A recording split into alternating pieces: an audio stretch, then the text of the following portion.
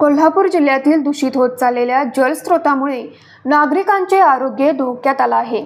या 3 वर्षात जिल्ह्यातील तब्बल 2996 जणांना टायफॉइडची तर 282 जणांना काविळीची लागण झाली। जानेवारीतच एकाचा काविळीने मृत्यू झाला। यामुळे कोल्हापूरकरांना पाणी पिताय तर जरा जपूनच असं म्हणण्याची वेळ आली आहे। सध्या कोल्हापूर जिल्ह्यात टायफॉइडचे प्रमाण वाढले आहे।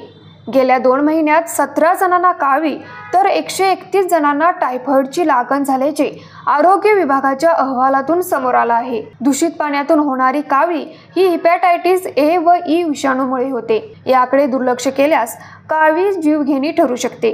यासाठी वेळीच निदान उपचार अत्यंत महत्त्वाचे आहे। दूषित पाण्याच्या समस्येवर लवकरात लवकर उपाययोजना कराव्यात अशी मागणी नागरिकांच्या मधून होत आहे। न्यूज मराठी 24 कोल्हापूर।